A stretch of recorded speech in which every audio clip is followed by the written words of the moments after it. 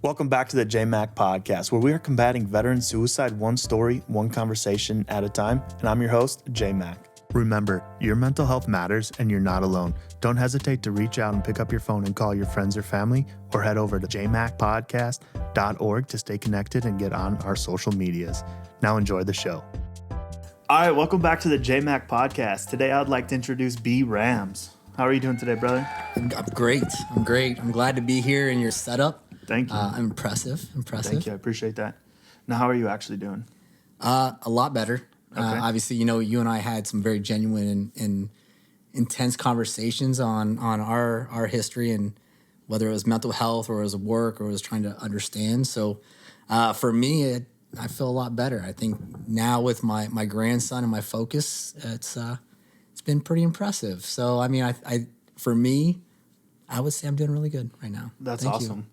Thank you. I'm going to cut you off right here. I'm so sorry. But before we get too deep into it, this cord is getting pulled or something. Yeah, that's what's going on. I'm just going to lift that and put it underneath the table.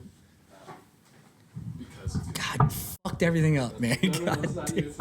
I'm just kidding. We should have had it set up differently. That's okay. This is good now. Man, you had 30 minutes of us bullshitting beforehand, and now you want to fuck it up? One job. We should have recorded that. No, Hey, he used to have us talking on live, and then 5 minutes later, come turn the mic on.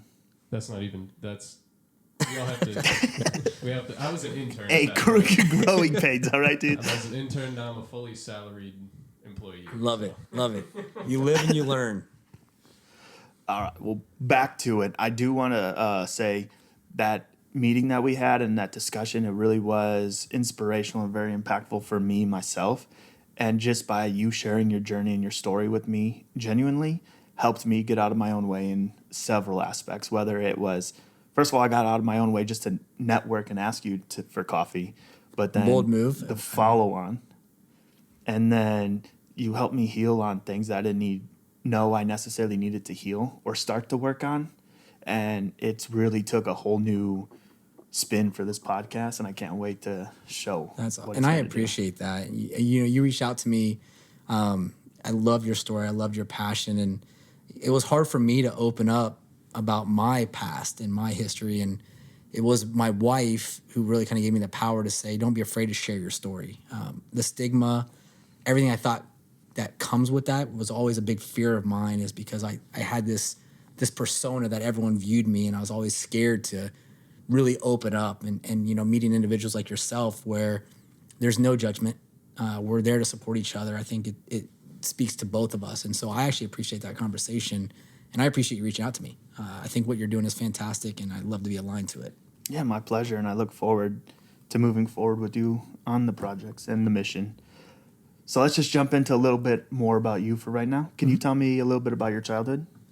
Yeah. So, growing up, I grew up in Newark, Ohio, about 35 minutes east of Columbus, Ohio. Growing up, I had young parents. They got married young. They got divorced young. And I was very fortunate that my grandparents became my legal guardians. And it was really just to kind of give me that stable home. My mom and dad were still big in my life. They were still able to support. But I became best friends with my grandpa. So for the majority of my life, my grandparents were that steady foundation. Still to this day, I talk to my grandpa almost every day. He's my bud. But growing up, that was one of the big things was, being close to my grandparents, and my parents were doing their own thing. And it was very eye-opening to me with my grandpa teaching me how to tie a tie, how to wear a suit, how does things fit. My grandma was a big gardener, and one of the best things is my grandpa asked me to mow the grass. And I was a kid. I was like, I don't want to mow this fucking grass. Like, this is crazy. I got shit to do. And she had all these flowers, and I just remember that the flowers were hanging over the grass, and I just chopped all the flowers off. And then all of a sudden, I never had to mow the grass again. They're like, you're done. But it was impactful. So I was raised by my grandparents. My mom and dad were big in my life. And I went to Ohio State. I was still close to home, but it reached that point where I didn't know what I was going to do. Am I still going to play baseball? And there's no shot in shit for me to make to the majors. and I transferred to Kent State University, got a degree in sport marketing, sport management, ran a fantasy baseball camp for the Cleveland Indians, which was badass. Then I went down to the Memphis Redbirds, AAA affiliate to the Cardinals. And then I had an opportunity to come out to Arizona. I was single. The girls in Scottsdale were really attractive. And so I said, I'm moving down here. I moved down here and I walked into the YMCA in Scottsdale and said, hey, I got background in sports. Fortunate enough that they brought me on as a sports coordinator. And then that was history. And, Arizona has been very, very good to me. I love the weather, even the summers. And 17 years, 18 years here, I get the opportunity to meet individuals like yourself and just be part of some amazing stuff here in Arizona. So I'm very fortunate to be here, very fortunate to have a wife that supports me, even some of the crazy shit that I do that annoys her, but she's here to support me. So that's kind of my journey to Arizona and kind of my history for my growth as a person. Yeah, it's pretty amazing that even from childhood, you've always had a role model or mentor to look up to for some guidance in that. You said you were raised by your grandparents. How did that feel as a child from going to mom and dad to being with your grandparents, but still seeing your parents? Yeah. Funny to ask that because I have got that a lot.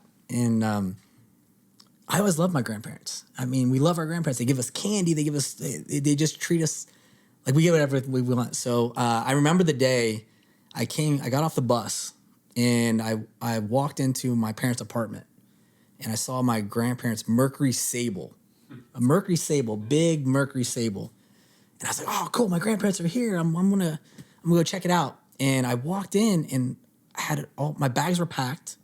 And my grandma looks at me and said, hey, you're going to come stay with us for a while. And I was like, hell yeah, I'm in. Let's do this. And so I initially just thought it was, hey, I'm staying with my grandparents for a little bit. Turned out to be the rest of my life. But it wasn't weird. I was so close to my grandpa anyway that it was there. And my mom and my dad would always come see me whenever they wanted. And so it wasn't really weird. I think I got the best of both worlds. Okay. My mom would come over to my grandparents to come see me and pick me up, and my dad, it wasn't like a weekend on and weekend off. I had free range to meet with my mom for anything. So I'm very fortunate to my grandparents. But I love my family. They've all been very supportive. Even in the situation with my mom and dad, they were going through their own transition. It was hard for them to do it, but they knew what was best for me, and I got to strengthen my relationship. But my grandpa's my best friend, and so I was very lucky to live with him. That's awesome. And it sounds like your parents were able to decently co-parent. Absolutely. And that you had a steady place to call home. And honestly, thinking about it, it's almost like the grandparents should be the ones raising the kids because they've already gone through the stress and all the bullshit, and now they know the educational benefits, and now they're willing to spoil you because they're not stressed out by you. Yeah. So that's very interesting. But I want to know, how does Bramz inner child feel about that? Like, now that you have your own family and your own ideas of parenting and XYZ, is your inner child hurt by that? Did you have to work on healing your inner child from that?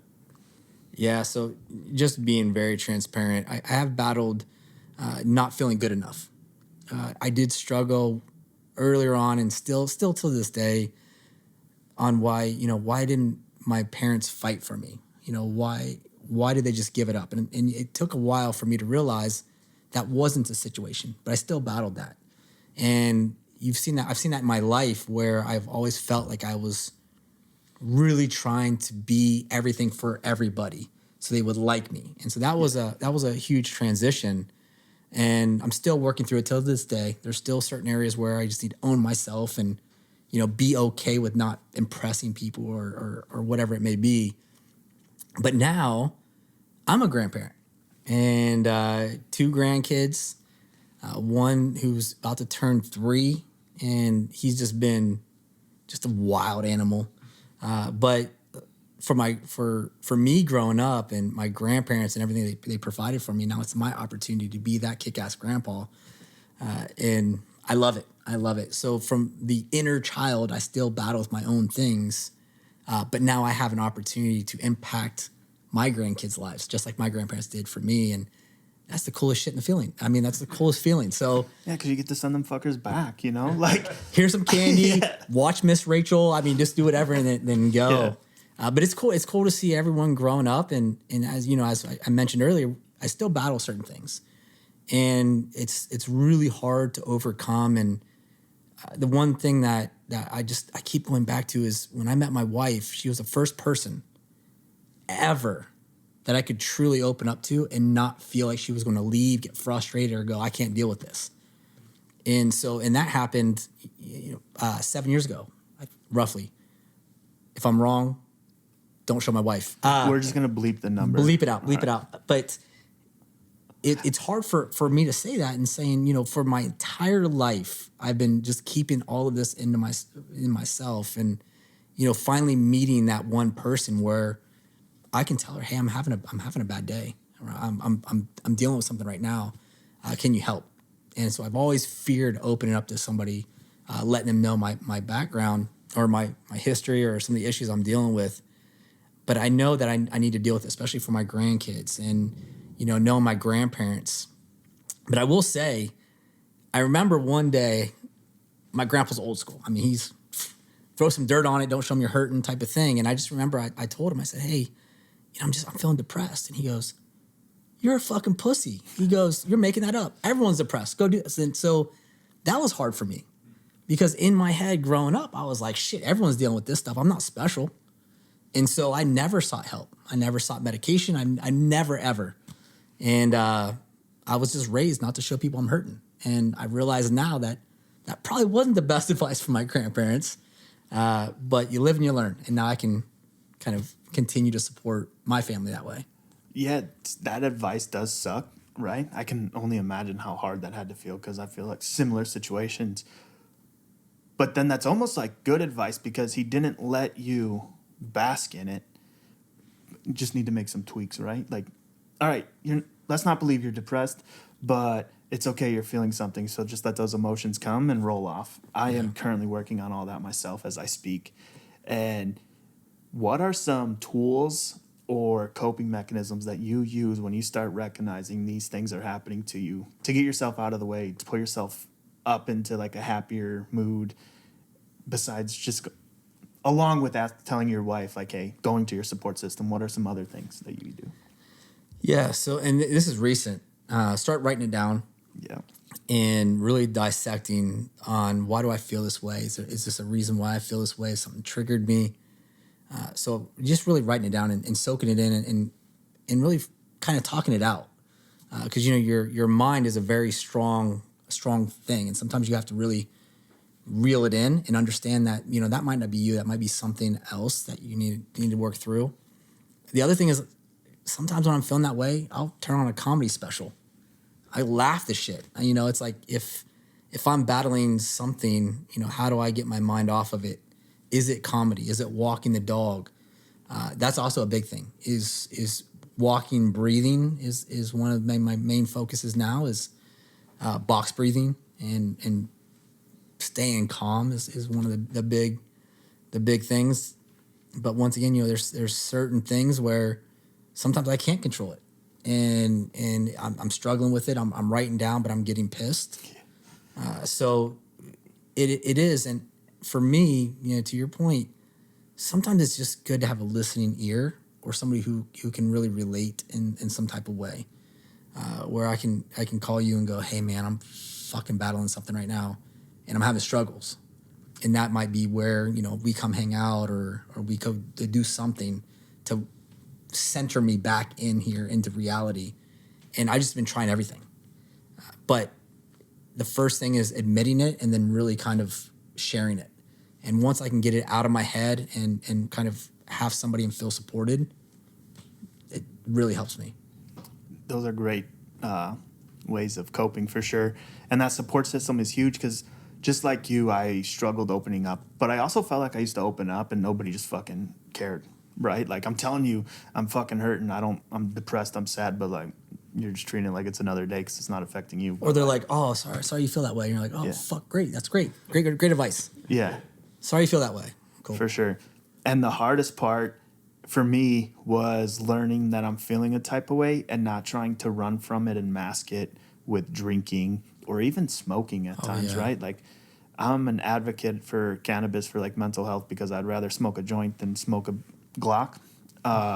Yeah. But I also, there's times that it's abused. Even medicinal, when you're trying to use it medicinally, you're going to abuse it because you just want to escape. Right. And then it was when you sobered up, it was even harder to handle what you were going through because now you have the anxiety of like coming down and being sober and just not knowing how to feel while feeling everything. Right. I'm going the more holistic approach on my mental health right now. I'm trying new avenues. And one of the guidelines that they just gave me was you're going to start feeling a lot of emotions. That's fine. Feel them. But recognize you're not those thoughts. You're not those feelings. Exactly. And that's hard because it's like, yo, maybe I am crazy. There's another person in my brain talking, telling me all these things. And then you're but back and forth, where it's like, Yeah. But we need more places in society that are able to set up these conversations you said. Like, hey, let's meet up and go golfing or do something. But that doesn't always cost $50 or hundreds of dollars, right? Somewhere that we can just go meet up, hang out, and be in a healing environment, but you're not just plastered with like mental health. Yeah. Like, I'm all about mental health, but I don't want it to turn in like, oh, can I give you 5 minutes about your Lord and Savior, Jesus Christ? And like make mental health seem like it's something like that. But I also do believe there's a spiritual aspect of controlling your mental health. And whether that's going to church, having your own relationship with God, or whatever you believe in. It's all a type of meditation. When you go to church and whether you meditate, it's really a way, when you talk about spirituality and kind of separating yourself, it is a type of meditation. And I know a lot of my friends who go to church and they almost feel like they're in a meditative state. So whether you're doing it on your couch or you're going to church, but even to your point, just the stigma, it makes it really hard to talk about it. And when you go to somebody and you open up and you're like, hey, I'm doing this stuff. And then they're like, oh, sorry about that, man. That must be rough. And you're like, I don't even know why I told you. Right. You actually didn't help me at all. You made it worse. Yeah. So, and to your point, when you're battling that and you're feeling a certain way, sometimes you don't want to fucking talk about it. Like, get my mind off of this. Let me regroup. But it is one of those things where it's hard for me because everyone wanted to like fix me, or they just were like, I don't know what to do. Have a good day. So yeah, to your point, but how are you currently focused on, you mentioned to me earlier that you still kind of encounter those, what's kind of your main go-to when you are feeling that type of way? I try to escape for as much as I can. It's really hard right now, and here's an example of where I failed, and I'm struggling with it because I yelled at my daughter, and it was yesterday. So the girls were in the bath having a good time, but it's just so loud and overstimulating for me, and they just want me in there, so I try my best to just be in there and be present with them. But like, I'm just getting angry by hearing all these noises, right? So I tried to say, oh, hey, I'm going to go get the baby a bottle because after bath, it's bedtime. By the time I get downstairs, which is like a 2-second walk, I hear my 4-year-old screaming for me, and then I just lose it. Oh, yeah. And I'm like, what are you doing? I told you to stay up there, blah, blah, blah, blah. And she was already crying. Then she started crying even more. And then she's like, I just want my mommy. And then I'm like, oh, great. So now I'm not good enough on top of this. Man, I spiraled, and I yelled at my daughter. It's about to make me cry right now because I feel so bad about it. Because I was present in a point to be like, this is not right. Don't talk to her like this. Stop. But I couldn't stop. It felt almost good to let that rage out. But then I recognized it was on my 4-year-old princess. And I'm like, dude, I am a bad guy. I am a bad dad. And I spent like the next 5 to 10 minutes apologizing to her. Like, look, if anybody ever treats you like this the rest of your life, don't allow it. You don't have to fight them. You don't have to talk back. Just get out of the situation. I don't care if it's me. I don't care if it's your boyfriend, whatever. Don't allow anybody to treat you like this. And she continued to cry because she was sad and tired. And then she's like, Daddy, I love you and Mommy. I just want both of you, not just you. And it just made me feel even worse, that I made her feel a type of way. Not on top of apologizing, I went back into my room and when she was asleep and started journaling. And I wrote that down and I just kept writing it down and how bad I felt. And I tried to let those emotions go. Clearly, not as much as I needed to. And then she woke up screaming, but she was asleep, crying. And I was like, fuck, I traumatized her. This is my fault. And then this morning, before she got up, I went to the gym. And when I came home, I was almost feeling like I needed to walk on eggshells around my daughter because I'm not used to unconditional love. And like the fact that I wake up and no matter how many times I'm wrong or I fail or do something incorrect in my daughter's eyes, they still fucking love me. They're still there for me. And I'm just expecting them to be resentful, hate me, and walk away. So that's hard. And I appreciate you opening up. In that area, sometimes loud, it puts you in an anxiety state. And I've encountered that when I'd be driving, I'd be very anxious and I want to hit everybody. And kids are very resilient. And you're going through some stuff and you're battling that and you recognize that your kids will bounce back and they do love you. And it is hard because you know that you kind of lashed out because you were in that heightened anxiety state and you were just, honestly, man, like your daughter loves you. She'll resilience. But you did take that time to level set and say, I'm sorry. And for me, that's a big deal. And you recognize that and you apologize. And you're actually showing her and leading with her and saying, sometimes we do things and we react a certain way, but it doesn't mean it's right. And, you letting her know that you do love her. I think it's going to be a learning for you. And as you consistently go through your journey, you're going to have these steps and just know like you're working on it. And that's a big deal. But I do the same thing. I mean, even with me yelling at my grandpa because he's breathing too damn loud. Like, fuck, stop breathing. And he's like, well, I can't breathe out this loud. Why is it so loud? But the other thing is how you talk to yourself. Don't disrespect yourself. Hey, JMach, how I spoke to my daughter was really shitty. And I'm still a good dad. I'm still a good person. Once you start talking negative about yourself, it's hard to get out of it. So, you need to recognize that you are a good dad. That's why they want you in there. They want to be around you, but you can't disrespect yourself in your own head because that's a bitch to get out of. Yeah, that's where I definitely struggle with. I have a lot of negative self-talk that I mask by saying I'm joking. Like today I went to the gym and I ran for a little bit and I was like, man, I'm a fat ass or something like that, right? But even that's holding me back subconsciously and I don't realize it, right? Because I still think of that, right? I still feel uncomfortable in my body because I haven't accepted myself. I'm on the path and journey too, but it's fucking hard. Like, start this journey before you turn 30, 35, right? Because now I'm deep into this. I have my own kids and I'm trying to heal from my traumas because in that moment of yelling, I felt disgusted because it reminded me of something I don't remember, but I just feel like I went through this. Like I feel like how my parents were and they snapped and they screamed and they yelled. I feel, first of all parents are going to do that, 100%. Right? Because we're all human and we're all fucking learning and growing. My parents are great fucking parents. Mom, Dad, I love you. I'm not talking shit, but fuck, you yelled at me. It pissed me off because I felt like I had that rage and like I could beat your fucking ass right now. But you're the child and you're the adult, so I'm going to respect you and just hold all these emotions in. Now that shit's coming out.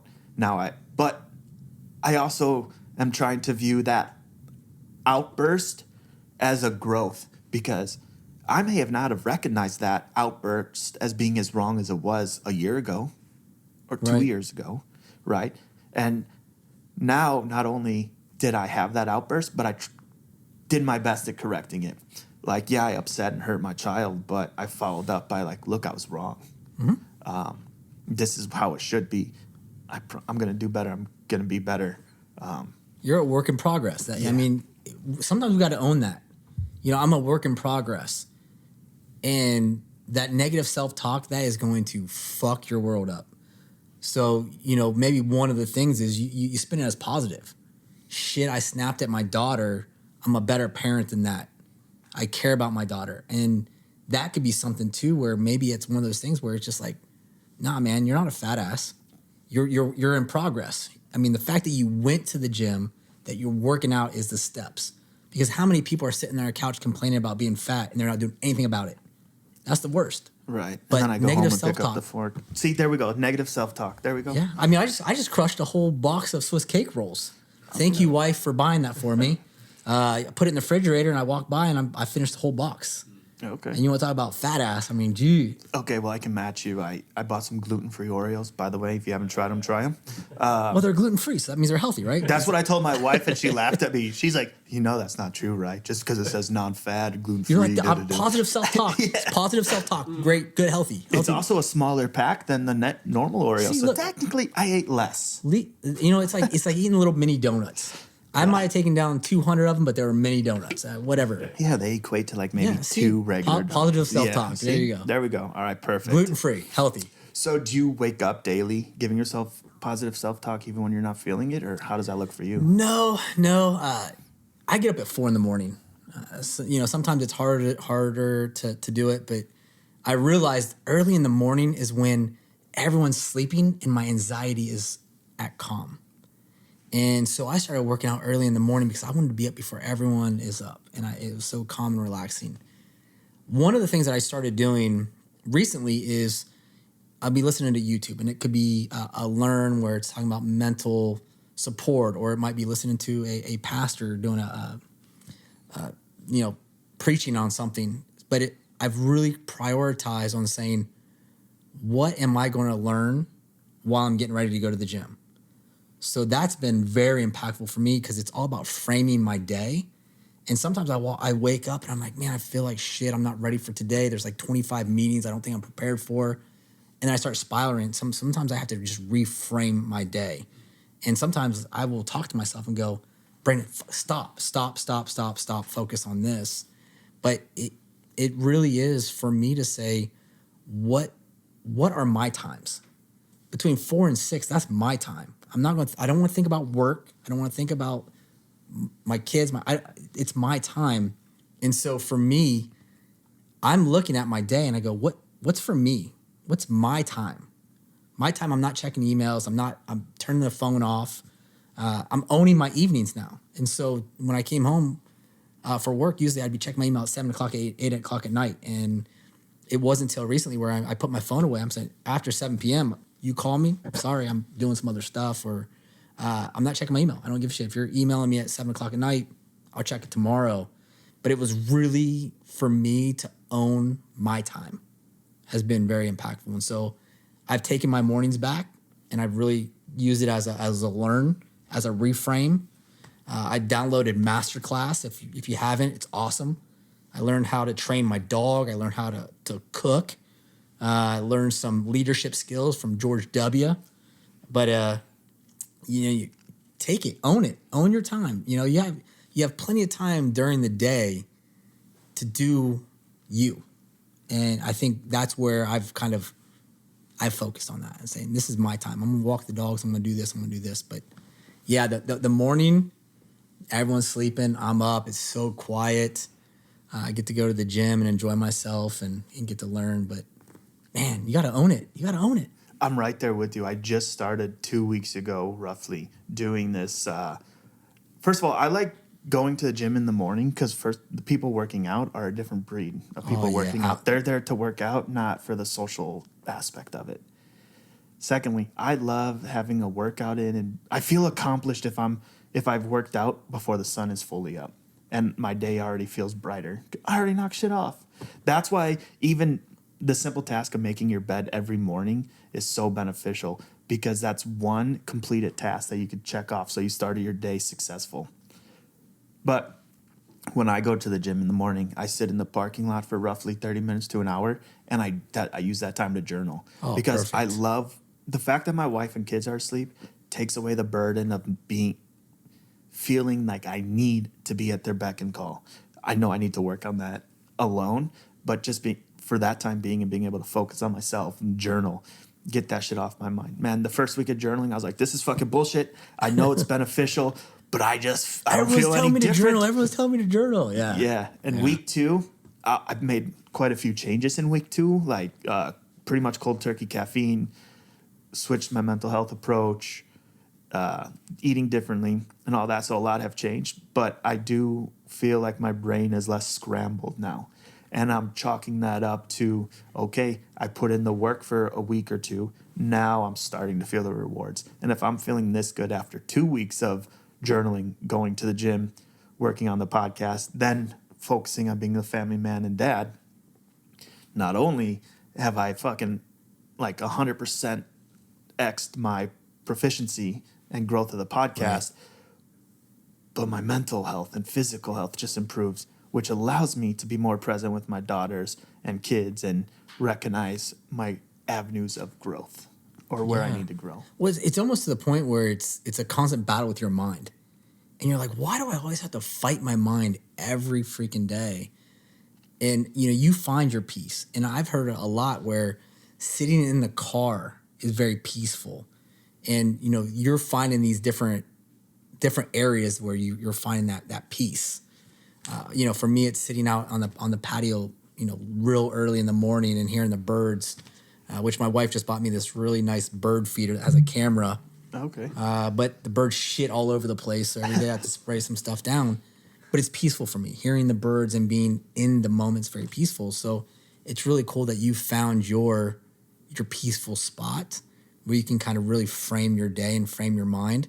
Because I feel if you can grab your mind and get a hold of it earlier in the morning, it sets a tone for the rest of the day. Because now you're in control. Absolutely. And it also brings it back to scheduling and framing out your days and planning your weeks, right? I used to go by the seat of my pants and just wing everything, procrastinate to the last minute, and then I'd be stressed, overwhelmed. I couldn't even remember what I wanted to talk to. And it really started with our coffee meeting is when I came with the fucking spark notes of like, hey, this is what I want to talk about. My brain's not going to let me remember, but here, this is what it is. And I feel like that even, not only did it have mental benefits to me, I feel like that made me come as a better person to you.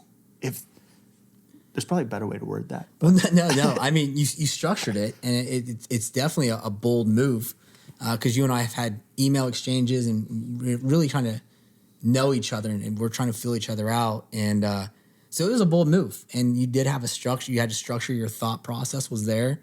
It wasn't scattered. I'll throw out millions of ideas and know where to go with it. But it's a bold move. And for you, you're letting passion drive you, which is super freaking cool. You reached out to me because you're passionate about something and you wanted help getting this support because there's several others that really are in the same area. And even in my professional career, I've always had to hide myself. And it's like the majority of my career is this persona, my title at work, where I work.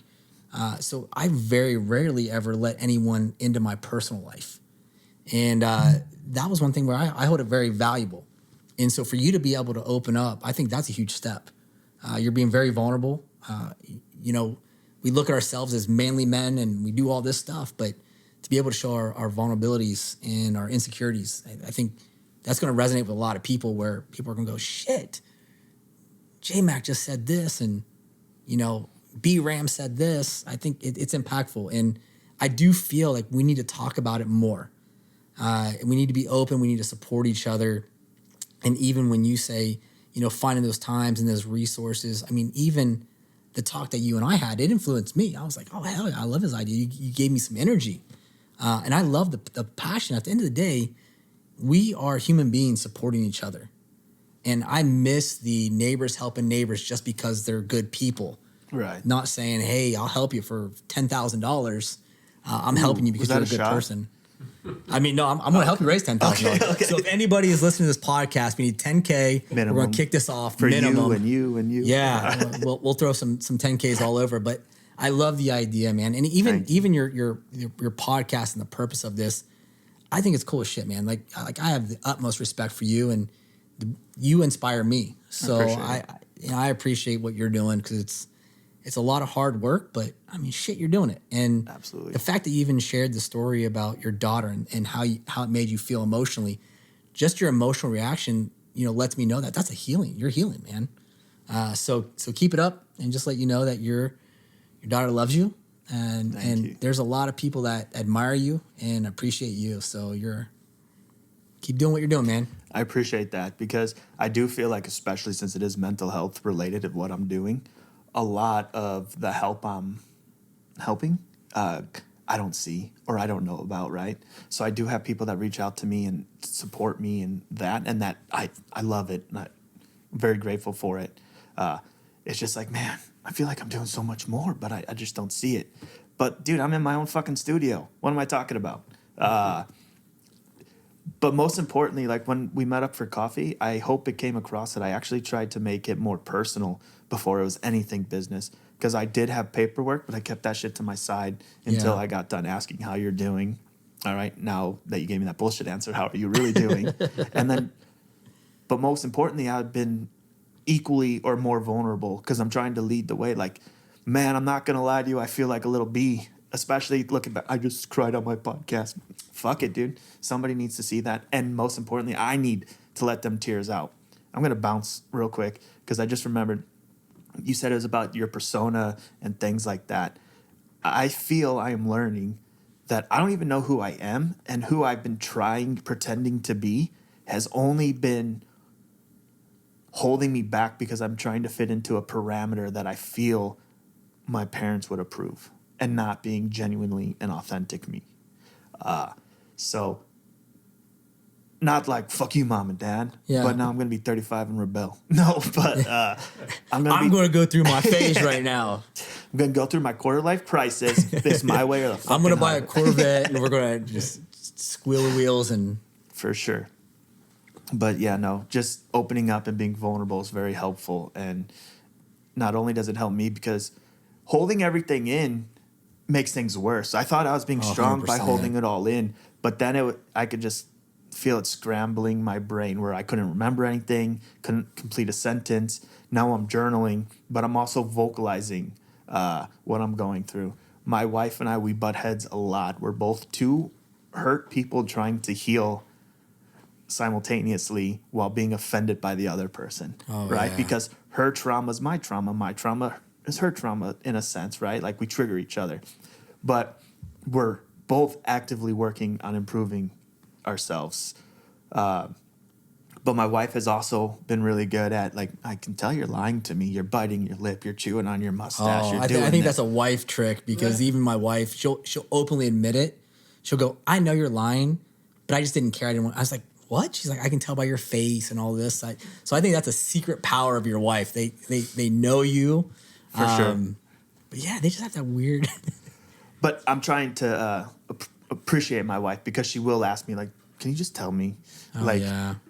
In her mind, she's like, I know you're going to piss me off with what you're about to say, but can you just stop holding it in? Because I'm assuming she feels that the more I hold it in, the more it comes out on her later with anger, resentment, 100%. animosity. When you hold that in, it starts manifesting. All of a sudden, to go back to the example with your daughter, and I've encountered this, is it wasn't that incident. It wasn't just that. There was a lot of stuff building in, and that was the cherry on the top that blew you over.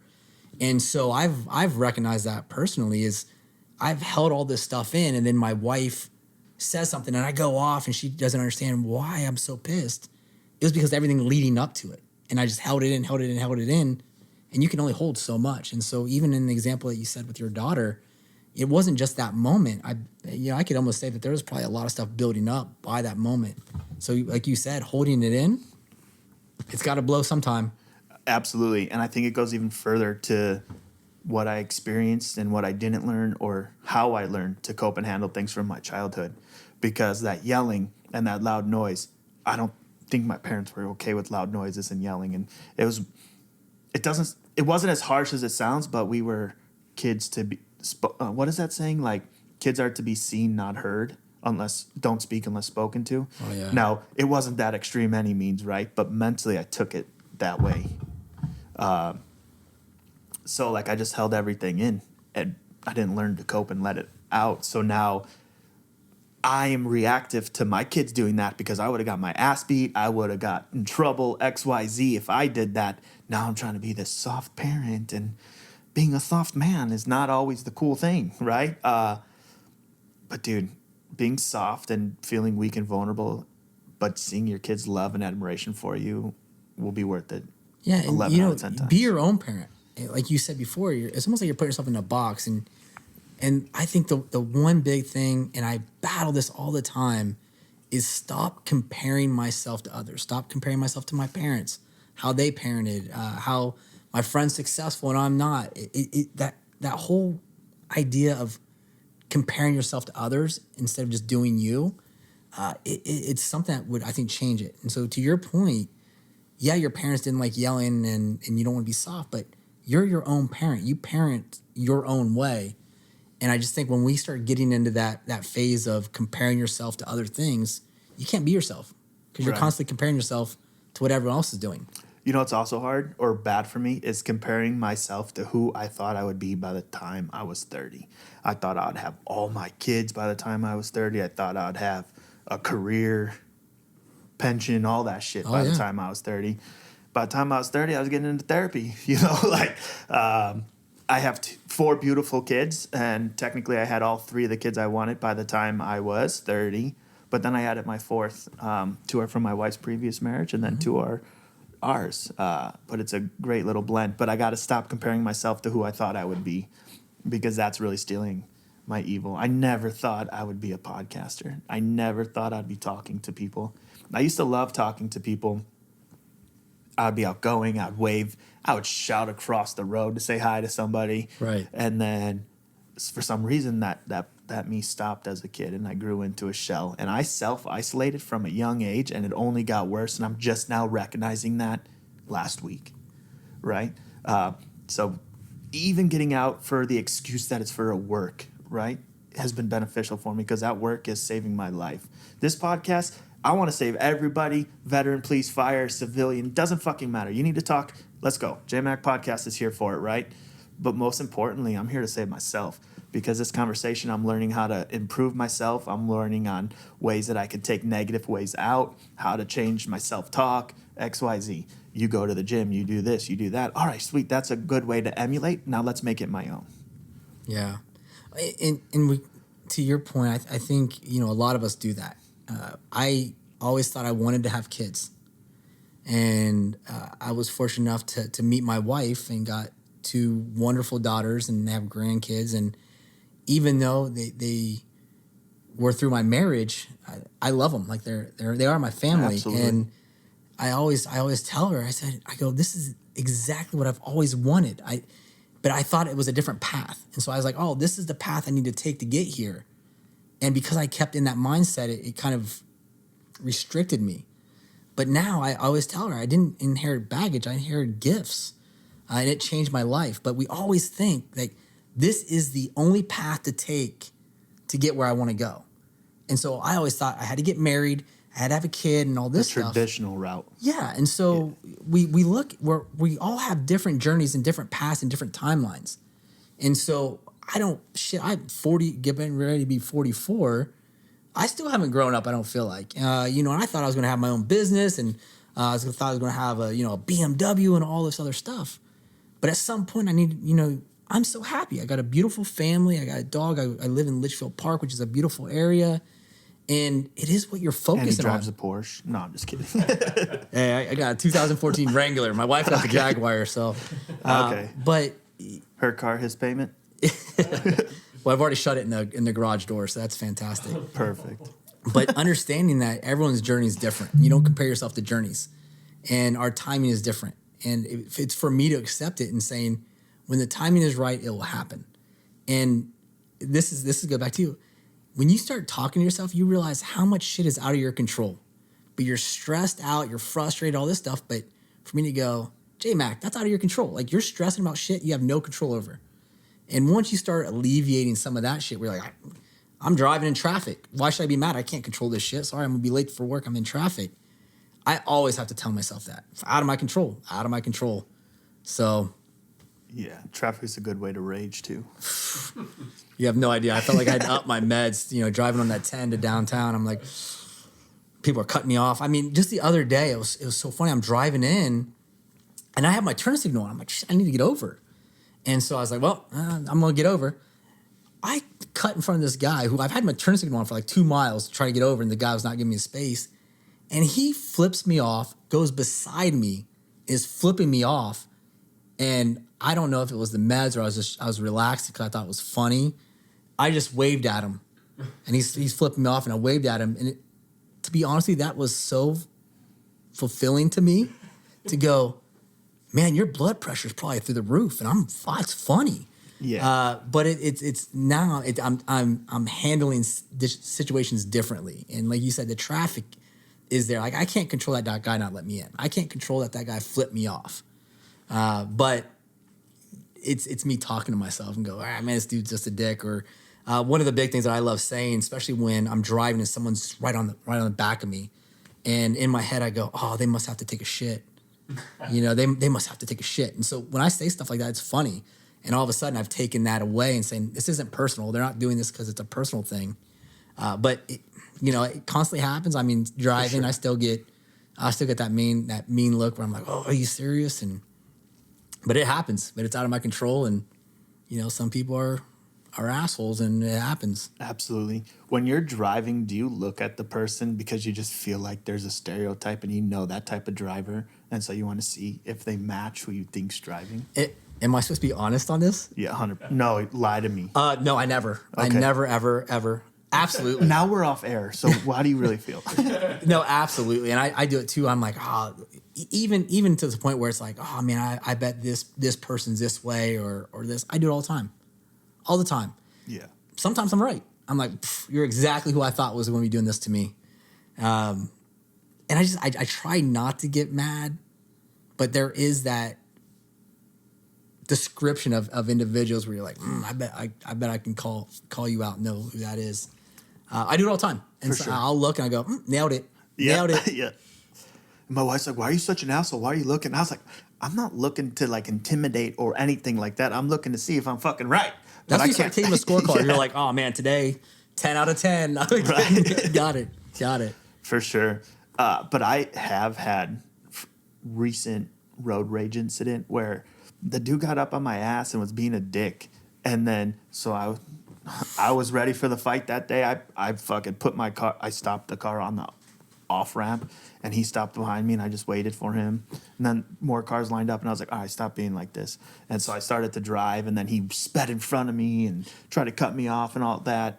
I played the game too much, and it made me reflect back and think like my wife hates if I react any type of way, especially in Arizona while we're driving, because she's like, you don't know what that fucker's going through, but most importantly, you don't know if he has a gun. Oh, 100%. And I'm in the fucking car. I don't necessarily care what you're doing when I'm not around. Don't do this when I'm not around. But for sure, don't do this when I'm with you. And I'm like, but I'm just defending you, babe. Like, I'm holding our ground. But at the end of the day, I try to think, like, I used to think and plan, like, okay, I'm going to be a hero in this situation. If a shooter comes in from this avenue or this or something happens, how am I going to get my family out? How am I going to stop this? And then I've been thinking about it, and I'm like, dude, as much as I want to be a hero and use my savior complex, I want to wake up in the morning to my kids. More importantly, I want my kids to wake up to their dad. And so, yeah, I may feel like a little bitch, or see, there's my negative self-talk is like a little bitch, right? Or I could have saved somebody, but I could have lost my life, and I don't want to put that trauma through my kids. Now, if it was something with women and children and I was the only one that could do something, obviously I'm going to do something. But I'm trying to remind myself to put my wife and kids first. With that, I give people that are in the military way more credit once they have kids. Because I think about it, I definitely would have prioritized family and kids over the Marine Corps every day of the week. And it would have made going to the field hard. It would have made... if I was deployed or anything like that, I could only imagine the pain and suffering that causes. Oh, yeah. Don't get me wrong. Sometimes I want to get away from these fucking kids, and then as soon as I'm away from them, damn, I wish I was putting her to sleep as she's crying, asking for mommy right now, you know? Like, Yeah. So I'm just trying to make sure I am there for myself, but still showing up for my family. And that's a huge thing for me, I feel like, because my dad was a cop. I always looked up to being the savior. Like, I want that role. I want to be looked up to as, like, more than just me, I guess. Like, I don't want the credit. Like, dude, I want this podcast to be popular, but I don't necessarily want to be famous. I mean, I think it'll be cool, right? Yeah. But I'm not chasing that shit. I'm chasing healing myself, providing for my family, and saving others. Yeah. To go back to the road rage incident and being a little bee, it's funny because, well, it's not funny, but you're being an adult. So, I mean, the 13, 14-year-old me that's like, oh, I'm gonna do this, I'm gonna do this. But when you reach a certain age and you handle situations, that's when you handle it in an adult fashion. Like, this guy's riding my ass or this guy's flipping me off. I'm gonna be an adult about it. And sometimes I have to fight the inner kid Brandon to go, you're not in my world. That ego. And realize, hey, I'm an adult. Like, I don't need to fight you because you're riding my ass. I'm an adult. I have a career, I have a family, all this. And a lot of it is me talking to myself. Like, I'll be driving and I'll go, Brandon, you don't need to engage. Brandon, you don't. So they're probably looking at me like, oh, this guy's fucking crazy. I'm not gonna mess with him. But it is, you have to keep talking to yourself. And you're an adult. And, when you describe yourself, you're a father, you're a son, you're a friend. There's ways that you describe and label yourself that I think can empower you. And we get to the point where it's like you label yourself as a little bee, but you're a loving father. And so the whole labeling thing really, really will mess with your head. And I still do it. We still run into those areas, but man, I talk to myself. And I go back to there where it's like, oh, I'm going to fight this person. I'm going to fight this person. That's a kid talking. Yeah. That's a kid talking. That's our ego talking too. Yeah.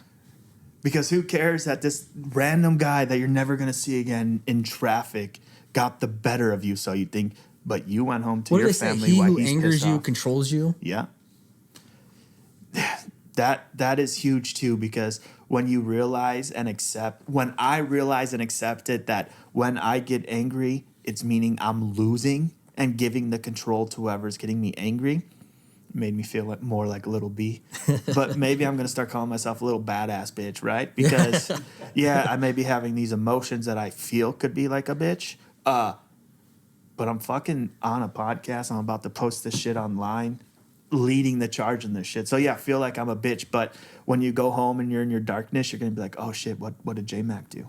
Let me learn. Let me do things. Like, use me as the mistake. Don't do the same shit that I'm there'll doing. be people that listen to this and they're like, oh, shit, I do that all the time. Or, oh, my God, I can relate to this. And it really is an opportunity for us to share. I've learned so much. And my wife always jokes around because I love talking to older people, not just my grandparents. But I remember when I was growing up, we went to a swap meet. I don't know if anyone knows what that means. Back in Ohio days, back in my Newark, Ohio days. But I was talking to an older gentleman, and his dad passed away. And he had a bunch of New York Times papers about World War II. Rosite fireside chats, and I was talking to him for hours during this thing. And I ended up getting a lot of the papers. But it was so impactful for me because when I look at individuals who are older than me, and especially in kind of that senior citizen where they've already been through their career, it helps ground me to go, hey, it's all right. Where I'm at right now, it's okay. It's okay. And there was something that was shared where it was interviewing people on their deathbed, and they didn't care how much money they made. They didn't care their titles. One of the major regrets was they didn't have enough time for their friends and family. And so for us to learn from those who've been successful, and success doesn't mean multi-millionaire. I'm sorry, but if you get to 80 years old, boy, you figured out life, if not more. And so for me, I've really battled this whole concept of success. And now success to me is, am I happy? Am I following my character and my beliefs and my passions? That's what makes me successful. And I struggled, especially when I moved here and lived in Scottsdale, and I thought success was driving this fancy car and doing all this other things. But I realized that's not me. That's not me. And so for me to compare myself and just hear some of the older individuals, kind of sharing their story. And I talked to this guy about World War II. I was blown away. He served in World War II, and we're sitting there chatting, and I was just hearing it directly from someone who experienced it. Incredible. But we can learn, and I tell people, we can learn from anybody. I mean, we could learn from your 4-year-old daughter. Yeah, absolutely. We can learn from an individual who is experiencing homelessness. We can learn from everybody. And if we're open enough to own that and recognize people as people and that we can learn from everybody. I mean, you have CEOs that can learn from a 4-year-old. Everybody. Yeah. Because this term was given to me a couple of years ago on the podcast, but we could just take nuggets from everybody, right? But like you said, we can learn from people that are in worse positions than us. Even if they're in better social standings, their mental and physical health could be way worse than ours, right? It doesn't matter who's better or worse. We got to stop comparing. However, you can learn from the bad because something with you is going to resonate in their story or how they got that way or why they're this way. And you could take that out of your life. Or you can learn a new way to instill gratitude. Because a lot of people that could potentially be homeless, I've seen a lot of what's the word for gratitude? Like they're gracious. Thankful? They're thankful for not having anything, right? But they're just thankful to be alive. And we can look like, I have a beautiful house, I have kids, I have a car, I have XYZ, but I'm not thankful. And maybe that's all I need to do is wake up, look in the mirror, and say, dude, I'm thankful. Like, thank you. Sometimes you just gotta be humbled. And when I moved to Arizona, I was really too proud to ask my grandparents for money. And a lot of my friends and family back in Ohio didn't really know what I was going through when I first. I mean, I was eating Cocoa Pebbles for dinner because I couldn't afford a fucking lunch or dinner. And that was the best growing pains for me. And I'm not a mechanic, but I didn't have enough money to change my brakes. So I went to the AutoZone and I YouTubed how to change my brakes because I couldn't afford to do it. I didn't want to ask anybody for money. I knew I had to go through there. And that really, to your point, made me thankful for everything. And I think for a lot of people, that humility and being humbled is a necessity in your life and you're growing. I was fortunate enough to do it earlier in my career where I realized, hey, you need to go through these growing pains and not to be afraid of pain, not to be afraid of struggling. It happens at any aspect of your life, but you learn from it, you grow stronger from it. And I think that is what has helped me be a good husband, a provider, was to eat shit for a little bit. Yeah, I still love Cocoa Pebbles though. Okay. Well, hopefully it doesn't taste like shit. But no, but going through that, I feel like having relationships with older generations helps you. Oh, because like you said, you see like on their deathbed, they don't want money, they don't want social status, they want family and things like that. So you're able to implement that shit at an earlier age. My therapist said you don't even start becoming an adult until you're in your 30s. Oh, shit. Mine was 40. I think I just became an adult 4 years ago. Yeah, well, I'm 35 now, going on 36, so I'm right there like, oh, shit, everything she said 5 years ago is now clicking. My wife calls me her man-child, so... Okay, man-child. I do want to say I'm really impressed that you humbled yourself by moving from Scottsdale to Litchfield Park. That had to be so humbling. Like, I don't know how you made that change. So very humbling for me. I met my wife. She was the president of Tolleson Union High School District. Okay. I was working for Microsoft at the time. I was like, oh, man, I really would like to support this school district. And so we met, and she introduced me to the superintendent. Oh, man, she was such a badass. You could tell she was so passionate about the kids. And I just remember she goes, what are you going to do for my kids? And just her passion and her purpose. And she put me in my place. And I was like, ooh, own it. Then over the course, I started talking to my now wife, and I lived in Ahwatukee at the time. So I went from Scottsdale to Chandler to Ahwatukee. She was living in Tolleson, and we were dating. And then my lease comes up, and I'm like, you know what? I'm just going to move to Tolleson. And so I went from Scottsdale, Chandler, Ahwatukee to Tolleson. Eye-opening. It was so eye-opening. I learned a lot. And so I never wanted to live in the West Valley. And we got married, we got engaged, and I said, hey, let's buy a house in Ahwatukee. Let's go back. And she was like, well, I can't live too far because I work for City of Phoenix, and I can't be too far. And I said, that's fine, it's fine.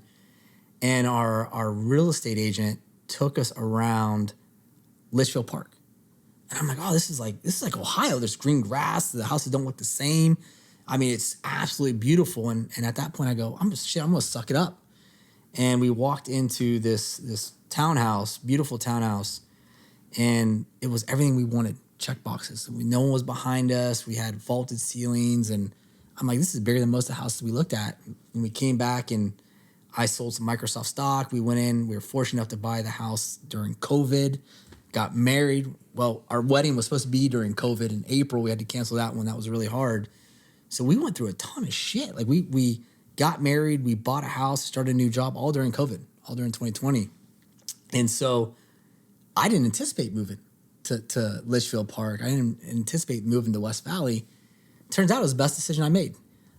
Really family-oriented, community-driven, and I think I'm very lucky. And the funny thing is me growing up in Ohio, and we talk about Goodyear, Arizona, Buckeye, the rich history and legacy of Ohioans in the West Valley is mind-blowing to me. Yeah. So I feel like I was drawn to the West Side because of my Ohio roots. For sure. I'm from Illinois, right? So I'm used to green, cornfields, all that shit. I don't like Arizona landscape. I don't want a fucking desert in my front yard when all I'm going to see is desert. So I miss the grass that you can walk barefoot in, right? I didn't even know grounding was a thing. But so the community I live in, and as you saw as you drove up, is very park-oriented, very trees and grass and green, very Midwest. Yep. And I'm very grateful for that because there's something calming about seeing grass and green because it brings me back to my roots. And you were talking earlier that you like to wake up early and listen to the birds chirp. That's what I miss about the country. I don't want to hear cars driving, school bells dinging, my neighbors fucking banging their head on the wall. Like, I don't need to be hearing that in my own house. I grew up on 10 acres in the country. Like, you had to hit a golf ball to get to the neighbor's house. Oh, wow. Like, okay. It was nice. I loved it. I can't wait to get back to country life. I forget where I was going with that. So let's dive into, like, what are you up to now? Like, what would you like to... I see you're wearing a West Valley Mavericks. Yeah. So when I made my trip to the West Valley, it was, how do I get plugged in? How do I support my community? And Central Hoffman from Westmark, huge advocate for the West Valley Mavericks. The quality of life that the Mavericks bring, great group of guys doing really, really great things for our community. And so I was really impressed. But I knew it was a time commitment. I knew there was a financial commitment to it. And so for the first year, I just volunteered. Got to meet a lot of the guys, got to meet a lot of the life members, some of the founding members, and I was just blown away. And I said, these are the guys that I want to surround myself with. These are guys that are making a difference in my community. And so I was fortunate enough to go through the application process and be selected to be part of this elite group of individuals. I mean, there's only 51 active members that are in this group. And so I was very fortunate enough to do that, and approaching my 4th year as a Maverick and some of the events that we do. But for me, it gave me camaraderie. It gave me a belongingness for our community. And then when I get to step back and go, we're putting this event on, we're yelling at each other, we're doing all this stuff. But then afterwards, we're like, oh, damn, look what we did. I mean, you got to participate in the Patriot. Like, that event is so freaking amazing.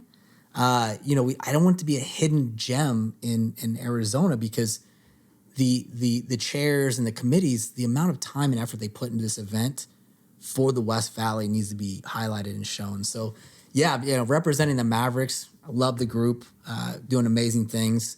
But even, 10 plus years in technology where I was chasing dollars and, being able to pull myself out and now work for an advocacy leadership organization in downtown Phoenix, working with some highly influential decision makers for change. I feel like now I'm finally chasing my passion, my character, and aligning all of my beliefs. And so, it's been tremendous. We just the Mavericks just hosted the Shindig, big country concert. Everyone had a blast. But for everyone that's out there listening, and you got a bunch of guys that are not just throwing events. These are fundraisers that nonprofits can apply for grants. We have a community foundation, which I love this concept, which most people don't know is the West Valley Mavericks. We have a community foundation. And this community foundation is really, how do we help our neighbors? So let's say, you have a neighbor who maybe is battling cancer and can't afford to pay their bills. They can apply for this opportunity. It's not a grant. It's hey, we know that you need help financially. We're going to help you out. And so just being affiliated with that organization and a group of fellows and leaders that are able to do that, that aligns perfectly for what I'm doing. So yeah, moving to the West Valley has opened a hell of a lot more doors than I anticipated, and it's a hell of a lot of fun. Did you not want to move to the West Valley because it wasn't as developed as like Scottsdale and everywhere else, or what was your reason against the West Valley? So people can relate to this. So when I first moved here, they're like, "Don't move to the avenues, man. You'll get shot and stabbed." Ooh, the avenues, And so it was almost like this stigma. It's like, don't go to the West Valley. Don't go to those avenues. You go streets.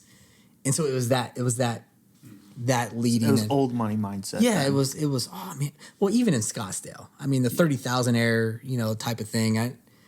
All of that kind of bullshit. And it wasn't till, I moved in with my wife and she started showing me everything where I'm like, this isn't like anyone said.